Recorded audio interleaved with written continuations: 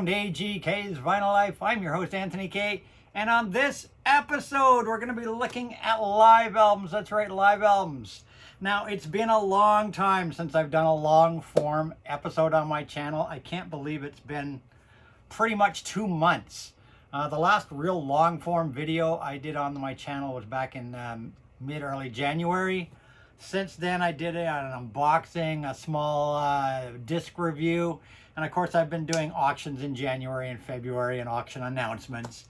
And I've released a lot of in-concert footage from various shows that I went through in January, February. So I released some concert footage. And of course, I've been uploading shorts. I started a new series of shorts on my channel. I hope you guys all enjoy them. They're 1-minute shorts as opposed to the 15-second ones. And I call them 1 minute. So-and-so in 1 minute, where I take a band and I show you my complete collection discography of that artist in 1 minute.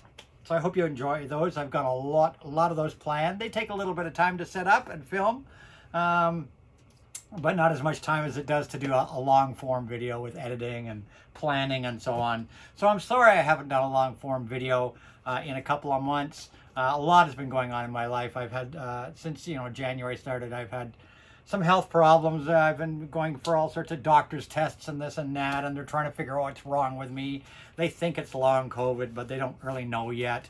And that's an ongoing thing. I've had some personal issues, financial things I've needed to take care of in my life. And it's just been a really complicated couple of months. And I don't want to spend too much time yapping about all that. I want to get on with the music because that's what you guys are here to watch. But let's just say it's been a tough couple of months. So the long form videos might be sporadic for a while until I get myself back into some sort of, everything sort of gets smoothed out and I get back in the swing of things. I haven't been buying a lot of music or anything. So bear with me, folks. There'll be more long form videos in the future. But let's just get to it, shall we? Let's just get right to it. I've got 25 artists here and live albums from those artists. And these are basically my favorite live albums of all time. So they go from right to current, very recent live releases, going right back to the beginning of when I, got into music. A lot of these things are much older releases. So here's 25 artists, and there might be multiple albums from these artists. I have quickly ranked them just in setting this up. This is not the definitive ranking in my personal opinion, other than the top 5. The top 5 are my favorite 5 albums, artists of all time in the live category. So let's do this. So coming in at 25th place is this album right here, Jethro, Tull, live from 1978. And the reason this album is so special for me, it's not the greatest recording of the album, but it really captures the spirit of this tour, the Heavy Horses tour. And the reason this is so special to me, and this is my original pressing, the reason this is so special to me is because I actually helped set up the stage for this concert back in 78 here in Toronto, Ontario. I had just turned 18 in 77, and it was time to get working. And a friend of mine worked for CPI, Concert Productions International, and I got hired on as midnight crew for Concert Productions International. CPI. CPI. I got hired by CPI as grunt labor. That's right, grunt labor, 18-year-old kid, grunt labor, helping set up stages in Maple Leaf Gardens overnight and then tearing them down when the concerts concluded. So it was basically carrying big, heavy wads of cable around and beams and lumber and sweeping and just doing what anybody said. Go get me a coffee, whatever. Grunt labor was good money, paid in cash. You'd work all night long. And one of the stages that I was thrilled to be setting up was this tour here, the Heavy Horses tour. And I got to help set up this stage, watch, of course, the concert for free, and then tear down this stage. So this album holds a special place for me in my lifetime. So hence in the 25th place of favorite live albums of all time. Coming in at number 24, Blue Oyster Cult and Extraterrestrial live. Their double live album of I think it's 1980, is it, or 79? 1982, actually, 1982. Blue Oyster Cult, released right after their Fire of the Unknown Origin album. It was during that tour. This is a great double live album. I've got quite a few Blue Oyster Cult live albums, But this one really, I love the version of Godzilla on this one, with Godzilla's roar and them talking about, oh my God, what's coming? What's coming? Holy beep! It's Godzilla. That's right. They beeped it out. Well, we all know what the holy beep was. But just a great performance by the Oyster Cult. Probably one of their best albums. They've got a lot of live albums, but this one had some of the greatest stuff on it, such as, Dominance and Submission, and of course Don't Fear the Reaper, Godzilla, Joan Crawford, Burning for You, veteran of the Psychic Wars. Love this album. Number 24 in my top 25 artists and live albums from those artists. So 24, 23, The Clash, and I love this thing. The Clash is live at Shea Stadium, one of the few documented live shows recorded and released from The Clash. This is the documented live at Shea Stadium, and if you look at the inner pictures in here, there are a lot of famous people. David Bowie was at this show. There's some pictures in here of various people that attended this show, and this is The Clash at their peak, at the height. They did just released, I think, Sandinista, or was let me check. No, they just released, of course, Combat Rock. So this is just like at the peak before they fell off. And it's got everything on here from London Calling, Police on My Back, Guns of Brixton. Goes right back through their entire library. Rock the Casbah, Career Opportunities, I Fought the Law, Spanish Bombs, English Civil War. It really is a fantastic spin. Not the best recording, but to have any recording of the Clash live is better than nothing. So definitely in there, and number 23 for me. It's The Clash and live at Shea Stadium. Number 22 is a classic, and I love this album, and it's the only album I've ever had by this artist. Back in the day, I tried some of his studio works, and they just didn't resonate with me at all. This album blew up. It was the best-selling live album until Eric Clapton's MTV Unplugged, which knocked it out of its top spot. But this was the best-selling live album for almost 20 years. And it was Frampton Comes Alive. This album blew up here where I live. Frampton Comes Alive blew up when it was released. I loved this album, spun it to death. This is a recent remaster reissue. Double LP. Of course, Show Me the Way was the big single off here. And Baby I Love Your Way. But this is just a brilliant album. Frampton was definitely better live than he ever was in the studio. I don't think he just he never ever did anything that compared to this explosive live album that just threw him into instant fame and fortune. So yeah, I give this 21. Frampton Comes Alive, absolutely a spectacular spin. And one other thing about this album right here inspired the band to make a live album. And that probably sounded stupid. But this album is my number one album. Let's just put it this way. My number one album of all time, which you guys are going to see here, my number one favorite live album of all time, was inspired by this album. The band listened to this album, listened to this album, and the band was so impressed with what Frampton had done on Frampton Comes Alive. It was because of this album that they decided to make their live album. So this was the inspiration behind my number one favorite live album of all time. Coming in at number 20 is an artist, and it's tough. This one, you're going to see, I got a couple live albums here from this artist. He has released quite a few live albums. So this, in 20th place, is more the artist than the live album, which is going to happen a couple of times here. But this guy is fantastic live. I'm a big fan of this artist. His name is Joe Bonamassa, and he's got a number of live albums. This guy live is incredible. What a guitar player, what a blues player, just a rock player. This guy can wail a guitar. He can just shred a guitar. He's incredible, and the best way to enjoy Joe Bonamassa is live. He's got great studio albums, but his live albums just kick ass. They really do. And if you get a chance to see Bonamassa live, you do yourself a favor. This is the British Blues Explosion Live, which features a lot of classic stuff like Beck's Bolero on it, Boogie with Stu. You got Led Zeppelin stuff on here. Plinth, you got Double Cross, Motherless Children, you got some Clapton, you got Swabler here, got T for One, Zeppelin, I Can't Quit You Baby. I got How Many More Times, another Zeppelin classic. Taxman. That's a great example of some of his great blues, rock and blues stuff. But definitely in at number 20 for live albums would be this one right here. Joe Bonamassa, Live at the Greek Theater. This is a 4 LP live performance, over 2 hours long. I can't remember, I think 2.5 hours or something, of just fantastic blues with an incredible band behind him. Of course, you know, he has people play on his albums. Anton Fig plays on his albums, of course. Jason Bonham plays on his albums as drummer. He's got a few different people. He's got Reese Winans, of course, Stevie Ray Vaughan's keyboard plays with him. Famous backup band of musicians. Famous backup band of musicians. This one here is a real treat for any blues lover, rock and blues lover. Joe Bonamassa, Live at the Greek Theater.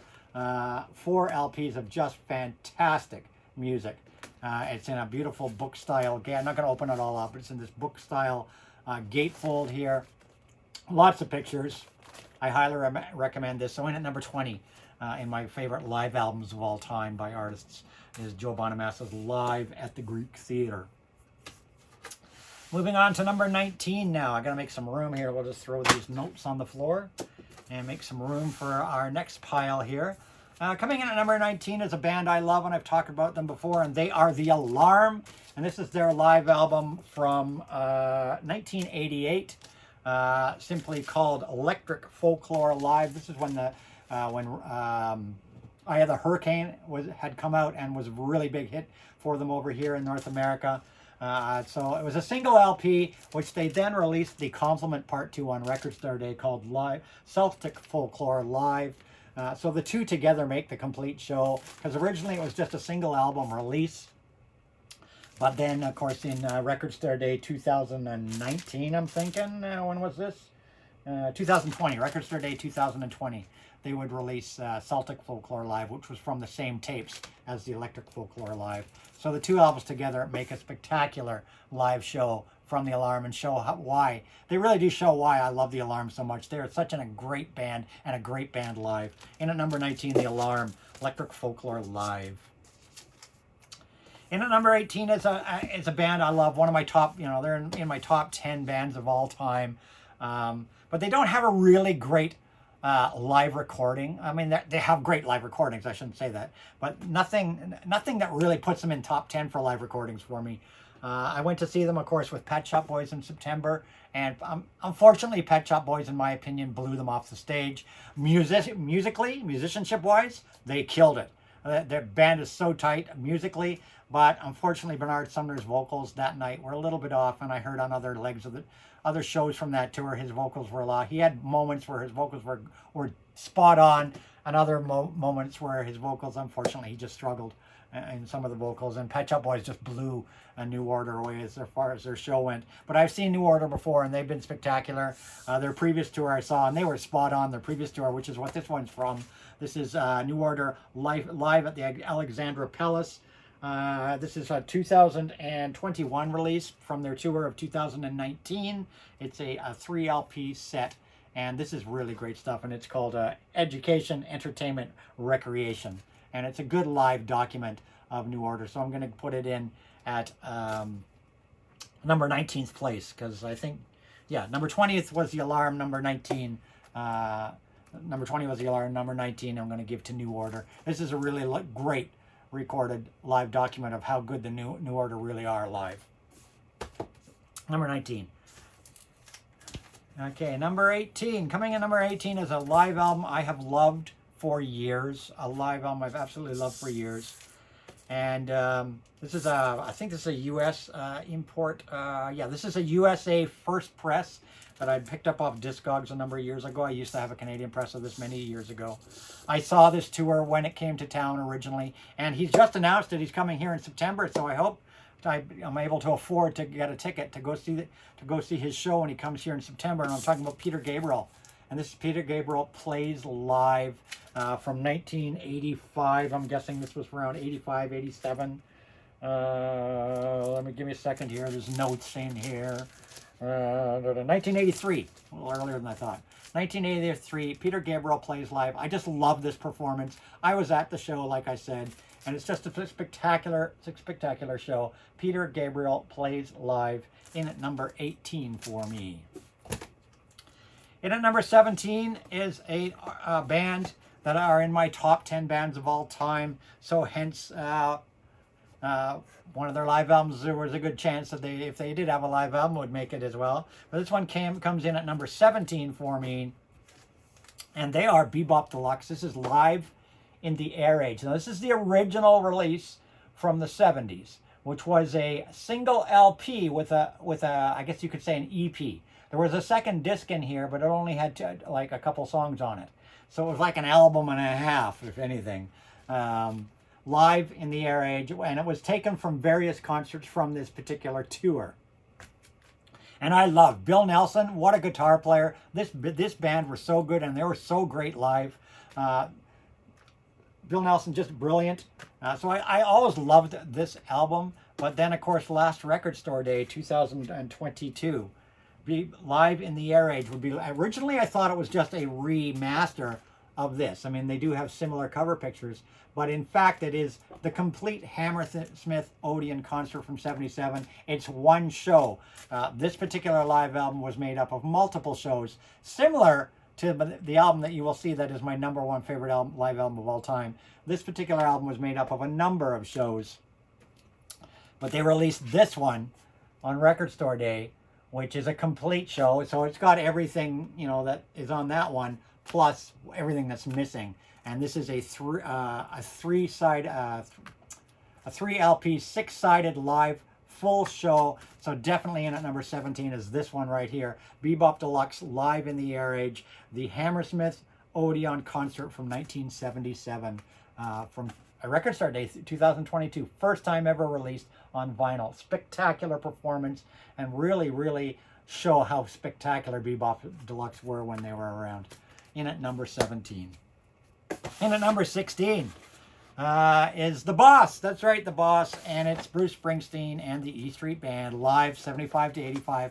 That 4 LP box set that came out back in the day. And of course, 1985, I guess it was. 86 when this box set came out. Right after his Born in the USA tour.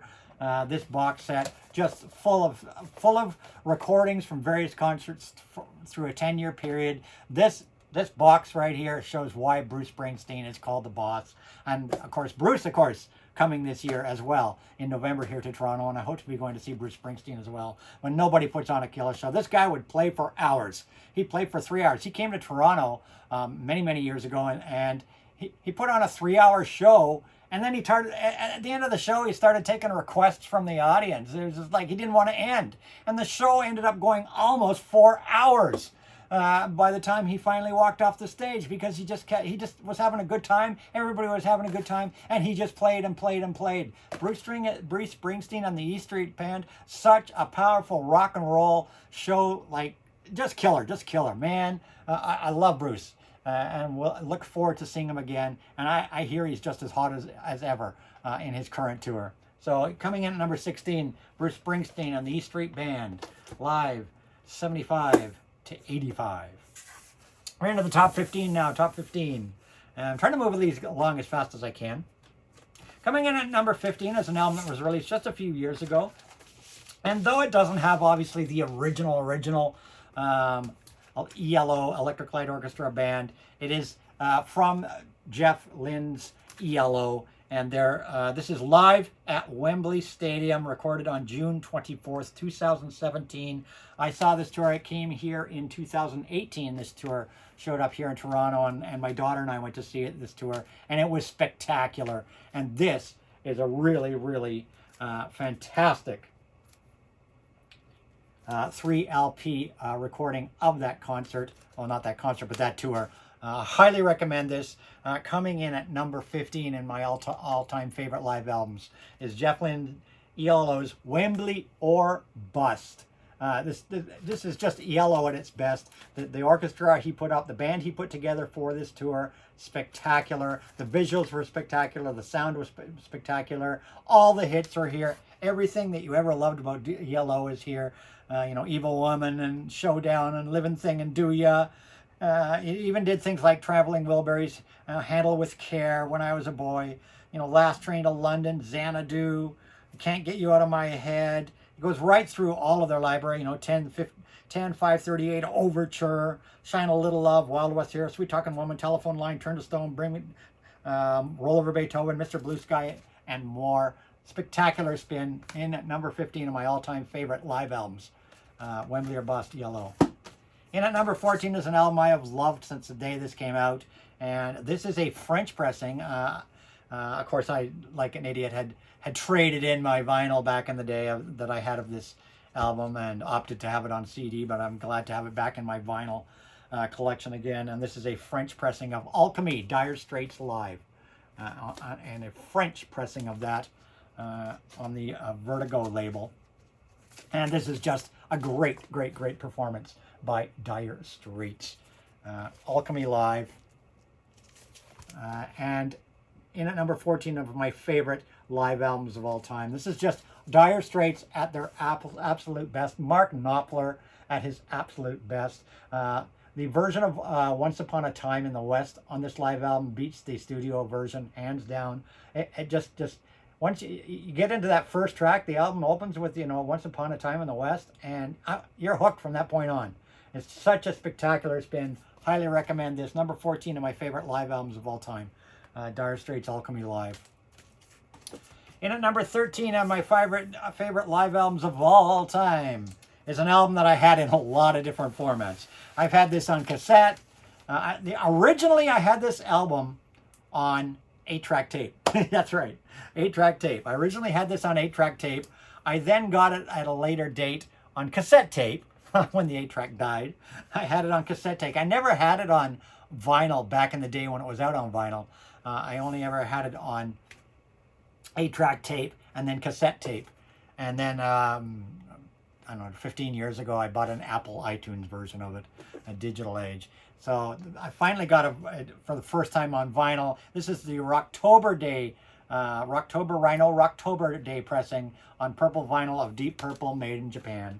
And this one definitely in at number 13 of my favorite live albums of all time. I just love this. I grew up on this album, Highway Star, Highway Star.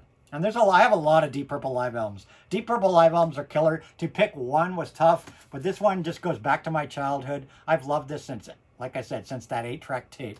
Highway Star, Child in Time, Strange Kind of Woman, Lazy, Smoke on the Water, The Mule, Space Truckin'. Just a killer performance. And I've got a lot of Deep Purple live albums, but this one has just special memories for me, going right back to my childhood. So in at number 12, Deep Purple and Made in Japan.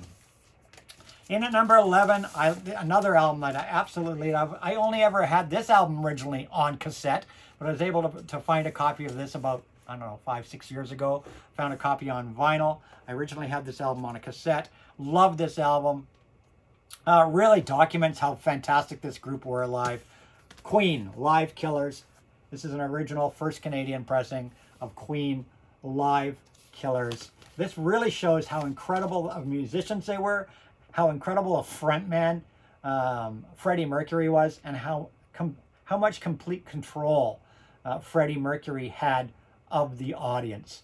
This is just a spectacular document to have. Definitely number 11 for me in my top live albums of my lifetime. With, it's had We Will Rock You, Let Me Entertain You, Death on Two Legs, Killer Queen, Bicycle Race, Someone in Love with My Car, Get Down, Make Love, You're My Best Friend, Now I'm Here, Dreamer's Ball, Don't Stop Me Now, Brighton Rock, Bohemian Rhapsody, Tie Your Mother Down, We Will Rock You, We're the Champions, and so on. So many great songs. This is just a absolutely killer performance. Hence Killers. Yeah, absolutely killer. Killers, Live Killers. I love this album. Highly recommend it. In at number 11 in my all-time favorite live albums ever. In at number, is that 12? What was that? I'm getting my numbers all mixed up, guys. We had 15, 14, 13. This was number 12. Sorry. Yeah. 15 was ELO, 14 Dire Straits, 13 Deep Purple, 12 Queen. You see, this is what happens when you don't make long form videos for months and months. Maybe I'll cut all this out, but probably not. I'll leave it in. A blooper. There you go. You get some unedited bloopers today, folks. Unedited bloopers. Normally I edit out my faux pas, but I'm not going to bother today. I'm just out of practice at doing these long form videos. Sorry, guys. So that was number 12. This is number 11. In at number 11 is this big box here. This is Pink Floyd and Pulse. Pink Floyd Pulse. This is the 4 LP box set, which comes with a book. I was at this tour. I've been to see Pink Floyd 3 times in my life. The Momentary Lapse of Reason tour, which, and then of course the Division Bell tour, which is what the Pulse tour was. And I was also at the Wish You Were Here tour in '75.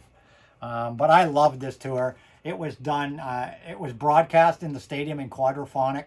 The sounds just traveled all around the stadium. It was a spectacular show. The visuals, the sound, they played everything. Complete performance of Dark Side of the Moon is on here, completely from beginning to end, Dark Side of the Moon. It's just a brilliant, brilliant Pink Floyd concert. So in at number 11 is this big heavy box right here, Pink Floyd Pulse, which I originally only had on Laserdisc. Well, I have it on Laserdisc, and I do have it on CD with the little pulsing light. I should have pulled it out for today's show, but it's up there in its little CD box with the little light that flashes on the end that pulses. But this is the recent remaster reissue box set thing that they did a couple of years ago, I think 2020 or 21 or 19 or something. Pink Floyd Pulse, their live album, spectacular, in at number 11 in my favorite live albums of all time. And now coming up, the top 10 live albums of all time. But before I do that, I got to clear this off and bring up those 10. So I'm going to take a little station break. But before the station break, I got to do my fit check. My fit check today, sporting the Iron Maiden Legacy of the Beast 2022 tour. And I'll just spin it around here. There's the back for you guys all to check out. Sporting the new Iron Maiden tour shirt from their latest Legacy of the Beast tour, which of course featured music from the Senjutsu album that was similar to their Legacy of the Beast tour from 2019, but updated to include Senjutsu. It was a spectacular tour and a spectacular show, and you can see the entire concert right here on my channel. I filmed the entire concert. This particular show that I went to, I filmed. It's on my channel. So scroll back. It's had over 12,000 views. Thank you everybody that's watched it. Full concerts on my channel. Check it out. Legacy of the Beast tour. That's my fit check, and I'll be right back with the top 10 live albums of all time right after this.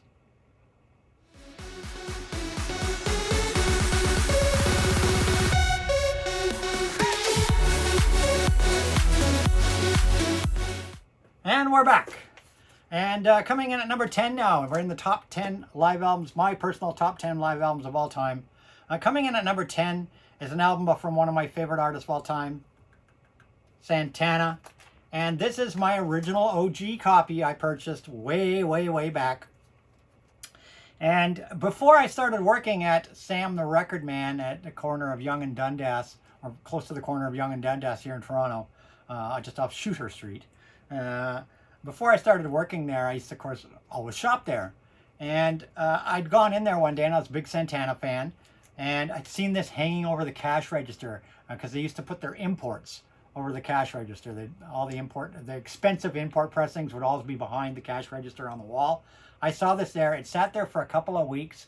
I had to have it, saved up money, and went back and managed to score it. And it was, I remember to this day, I paid $35 for it, $35.99, which back in the mid 70s was a lot of money. And it was Santana Lotus. This is an original first Japanese quadraphonic pressing. That's right, the original first Japanese quadraphonic pressing of Santana Lotus live in Japan. An album that originally back in the day never was released on vinyl or cassette or anything here in North America. Many years later, in the 90s, whatnot, they would release a CD version of this here, and I believe it's recently been reissued, I think, on vinyl as well. But this is an original first Japanese pressing, quadraphonic pressing, and it sounds spectacular. Has probably some of the best album packaging I've ever seen in my lifetime. I don't think I've ever seen another album top this for packaging. I have shown it on live streams a couple times and talked about this album before. And what I'm going to do is after I film this video, is I'm going to open this up, spread it out all on the floor, because it opens. It's like origami or something. It opens up and opens up and opens up. There's so much stuff in here. It's crazy. But I'm going to open it all up and snap a picture of it, and I'm going to insert it into the video right here.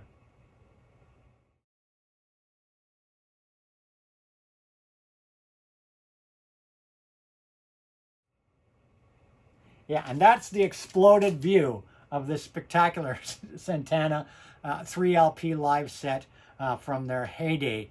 Just spectacular performances on here. The performance of Tucson Overture on here is incredible. Samba Pati, oh my God, incredible on here. Black Magic Woman, Oi Como Va. This is Santana at his absolute best, and definitely in, it could have placed in my top 5, but today I'm putting in at number 10 in my favorite live albums of all time. Santana Lotus. Original Japanese first pressing quadraphonic. In at number 9 is a band that I loved, and I will always love, and their new live BBC box set just came out, and which I picked up on CD because the vinyl just wasn't worth it, and I'll be talking about that in a future video. So I haven't had a chance to listen to that yet, but they are Genesis. And this one is coming, this is kind of a tie for 9th place, because I love both these Genesis albums equally. Genesis Live, the original Genesis Live, their first live album featuring Peter Gabriel, doing all the great stuff like Musical Box and Watches of the Skies, Get 'Em Out by Friday, etc. Fantastic. And Genesis Seconds Out, when Phil Collins took over, and it was just Collins, Hackett, Rutherford, and Banks. Seconds Out. So both of these albums rank to me, they're kind of a tie for 9th place with both of these albums. Genesis Seconds Out, just before Steve Hackett left Genesis and they became a 3-piece. Genesis Second Out, really just fantastic performance. And I of course was at this tour and saw this tour live. So whenever you see a tour live and then the live album comes out, it does hold a special place in your heart. So I saw this tour. I also saw this tour too at Massey Hall. So both these tours I was thrilled to. I've seen every tour of Genesis that ever came to Toronto. So these guys hold a 9th place tie for me. Genesis Live, the Peter Gabriel Genesis Live, and the first Phil Collins Genesis Live, Seconds Out, tying up at number 9. Coming in at 8th place is one of my top 3 favorite artists of all time, and they put on such a fun stage show and live show, and they are the Pet Shop Boys, and they are so fun. And unfortunately there's no Pet Shop Boys on vinyl, like live on vinyl. None of their live stuff has ever been released on vinyl. This is Inner Sanctum, not their last tour that just went through last year, but the previous tour before the pandemic. This is from their Super album. This was released after when they were touring the Super album of 2016. This particular one came out, I believe, in 2018. This came out. It's a 2 CD, DVD and Blu-ray set of the whole concert. Spectacular show. That ranks a close second to this one. But if I'm going to have to give a definitive place in number 8 in my all-time favorite live albums, it would be this one here, Pet Shop Boys Discovery Live in Rio in 1994. Only available on CD and only released for the first time ever on CD in 2021. Originally, this was only ever released on Laserdisc. When it first dropped, it dropped on Laserdisc. There were a few VHS releases of this, but it never had a musical release like on cassette or vinyl or CD or nothing. It was only a Laserdisc video of the show, and there was, I believe, a VHS version of the show as well. So it was all remastered and finally released. The video portion is on DVD in here. It's a DVD and Blu-ray. I think it's just DVD. Yeah, just DVD. There's a DVD of the show, and which has all been remastered, and then of course the 2 CD set. And this Live at Rio tour was right after their Berry album, and it's just it just holds great memories for me. It's such a great show, and Pet Shop Boys are just on fire here. A spectacular performance. So coming in at number 8 for me is Pet Shop Boys Discovery, live in Rio, 1994. Coming in at number 7 for me is Iron Maiden. Now, a lot of you are probably thinking Live After Death. Well, I wasn't into, believe it or not, I was not into Iron Maiden at all in the 80s or 90s. I didn't get into them at all. Didn't listen to them, didn't get into them, didn't care for them. So I know a lot of people, and I do have the Live After Death album, and it's a great album, but it doesn't hold any memory for me. I got into Iron Maiden in the 2000s, the Brave New World tour, and of course every album they've released as far as studio album goes, they always follow up with a tour and a live album. So Brave New World had a live album that followed it. Dance of Death had a live album that followed it. Matter of Life and Death or whatever had a follow up. The final Countdown had a live album that followed it, and of course Book of Souls had a live album that followed it called the Book of Souls Live Chapter, which I actually absolutely love this live album. Absolutely love this live album. This is, it was Book of Souls that really got me into Iron Maiden, though I had been into them for a couple of years before that and was loving their 2000s material. I do have, pretty much every Maiden album now. I love all generations of Maiden, but I was a 2000s Maiden guy, and I do love Book of Souls Live Chapter. That runs a close second to this one here. And coming in at number 7 of my favorite live albums of all time is from 2020. This album came out from their 2019 version of this tour. Legacy of the Beast, live in Mexico. Legacy of the Beast, live in Mexico. Such a spectacular spin. And I really love this tour overall. I've got a lot of live Iron Maiden albums, but I love this tour because they kind of touched on all generations of Maiden in this tour. A little bit of everything. Spectacular. This is on a gorgeous colored vinyl. I'm not going to pull it out and waste time. But it is a really beautiful package. I love this performance. I was at the 2019 Legacy of the Beast show, and of course at the 2022 Legacy of the Beast show, as you guys know. And I just love these guys. They're better than ever before. Their musicianship is second to none. Their stage shows are second to none. This is a spectacular live album from them, and one that holds a little bit of sentimental value for me. So definitely at number 7 is Iron Maiden's Legacy of the Beast, live in Mexico City, Night of the Dead. Coming in at number 6. Number 6 is a band that I hope to be going to see in June 14th this year. They are coming to town. I'm so excited. I'm going with my daughter. I'm going to be going with my daughter to see these guys. These guys have been on my bucket list of bands I've wanted to see and never had an opportunity to see live. And I love these guys. And now finally I get to see them this year live with my daughter, who's a big fan of these guys too. And they are The Cure. And this is only available on CD. And this is The Cure's Curation. That's right. This is the Curation 25 anniversary box set. It's a 6-disc set with 2 full live shows.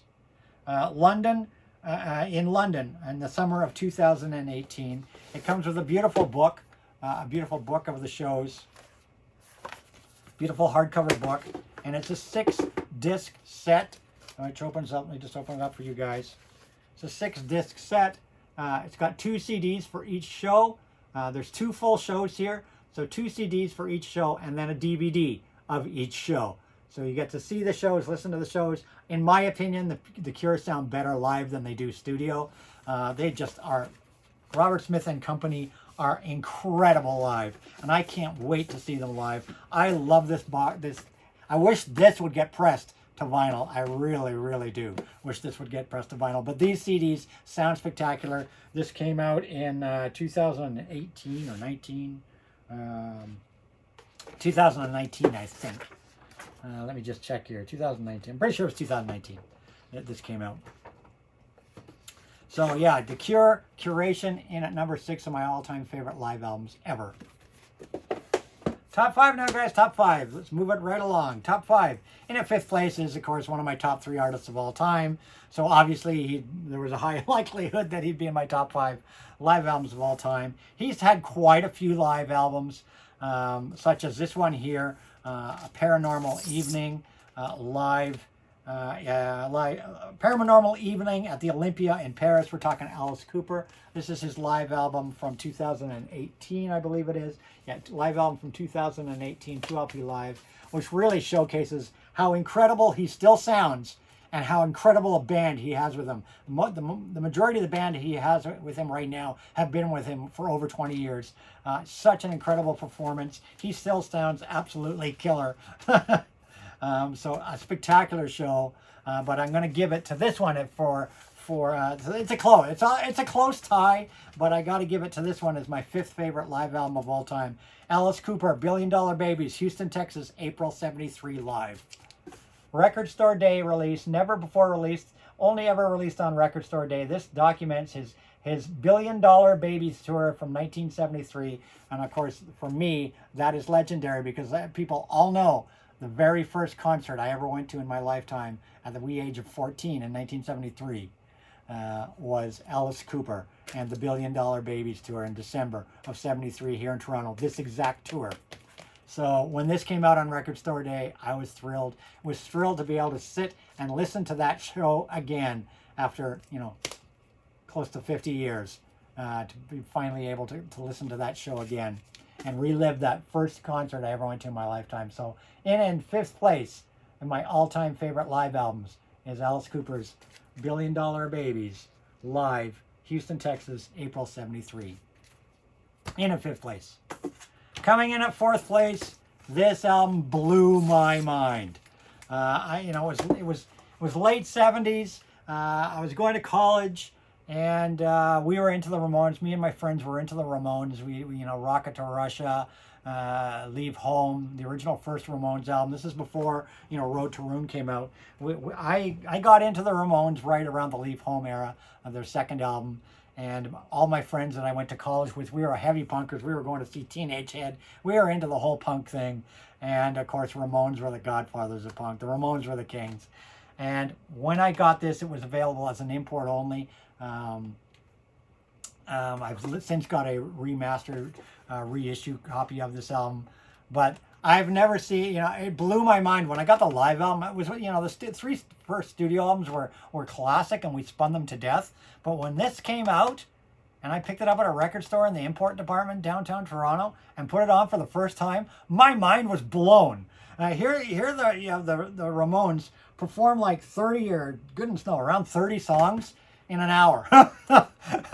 It's just so high energy. They just 1, 2, 3, 4, 1, 2, 3, 4.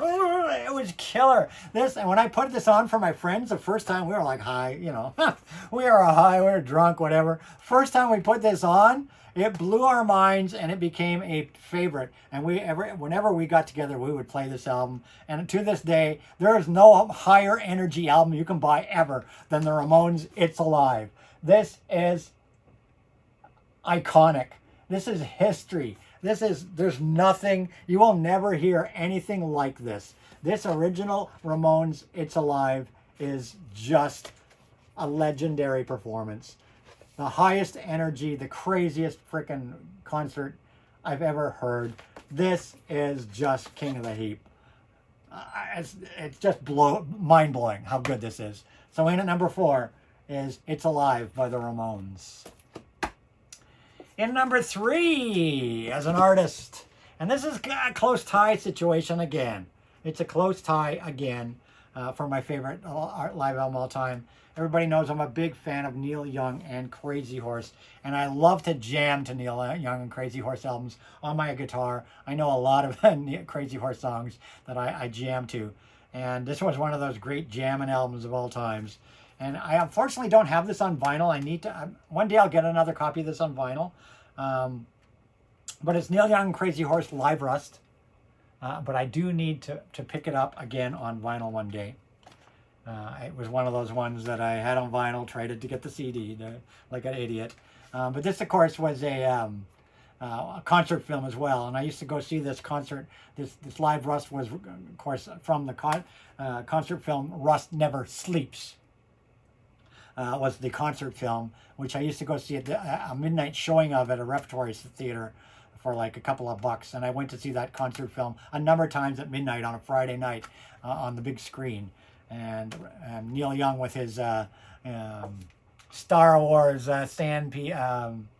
Jawas changing the equipment. It was just the big amps, everything. It was just legendary. I love Live Rust, such a spectacular live album. But it's recently, and I would put this in as my third favorite live album of all time. But recently this came out, Neil Young and Crazy Horse, Way Down in the Rust Bucket, which is of course Neil Young live from the Weld tour. This would go on to become the Weld tour. And this, which came out just was year before last, 2020, this box set came out, and this is spectacular. So it rivals, if not ties, Live Rust. So it's pretty darn close to a tie for third place in my favorite live album of all time, between Neil Young and Crazy Horse's Live Rust and Neil Young and Crazy Horse's Way Down in the Rust Bucket. I'm going to give it a tie for third place with those two Neil Young and Crazy Horse live albums. And that's in one of the vinyl storage solutions box set sleeves. These things are great. These box set sleeves are great. Number 3. Finally, coming in at number 2 and number 1. Gee, I wonder who it could be. Coming in at number 2 are my favorite band of all time, and people know they are Golden Earring. And coming in at number 2, and this is a tough one too. Because this album right here, Golden Earring, Last Blast of the Century, has been my favorite Golden Earring live album for many, many, many, many, many years. Released in 1999 or 2000 actually. It documents their tour that ended the millennium. That's why hence called the Last Blast of the Century. It was their 1999 tour, which concluded on New Year's Eve of 1999. And this is, of course, the music on vinyl, remaster, reissue on gold vinyl. And this performance, over 2 hours long on 3 LPs, 6 sides of music, is Golden Earring at their best. And for many years, and they've got quite a few live albums in their library.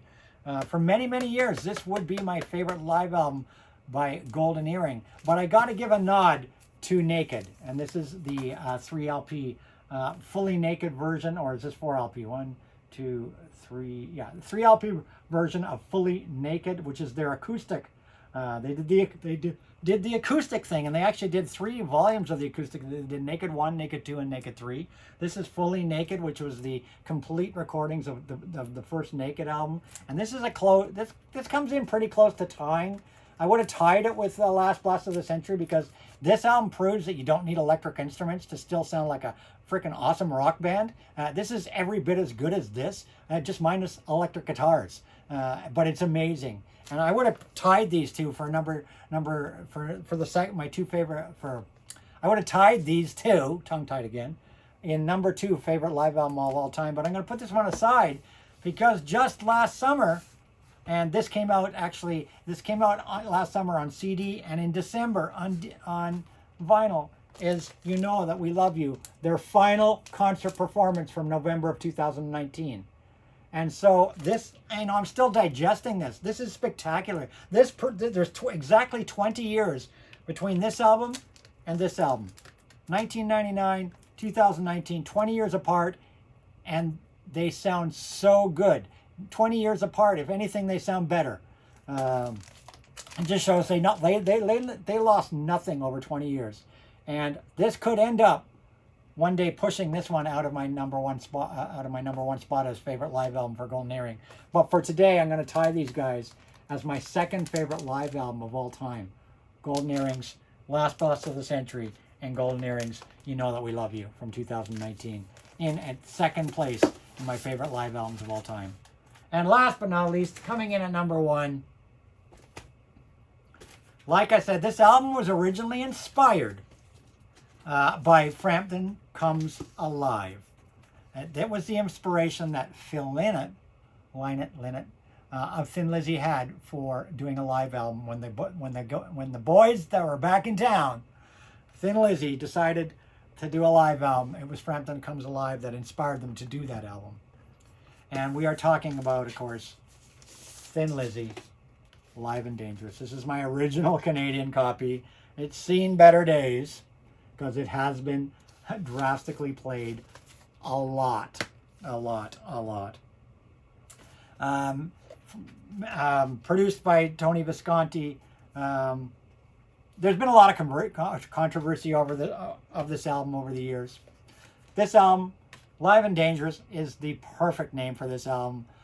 It is absolutely killer. I think one of the greatest live album cover shots of all time, with Phil down on his knees, his fist in the air. I think that's just a spectacular cover shot, spectacular pictures in this album. This is the perfect live album for me. This will always be my favorite live album. The performance is killer. And like I said, there's been a lot of controversy over the years that it was overdubbed. That it was massively overdubbed, and there really isn't much of the live in here. Well, things have come to light over the years as to how true that is. And in 2011, it was remastered again, and they did some research, and this remastered edition came out on 2 CD with a DVD of the show. And I didn't pull it out, but I do have a DVD of the Live and Dangerous also on DVD, and I have another DVD which has a documentary about Live and Dangerous on it. But the DVD is included in this package. This is the remastered Live and Dangerous, but it's just, probably a basic remaster of the original recording. This came out in 2011, and it had a booklet in it that talked about Live and Dangerous, and it shed a little bit more light on the controversy, but if anything, it made the controversy worse, because in this CD that came out in 2011, this remaster that came out in 2011, Tony Visconti, when he was interviewed, said that 75% of the Live and Dangerous album had been overdubbed, which was not confirmed. It was what he'd said at the time, and there was still a lot of controversy.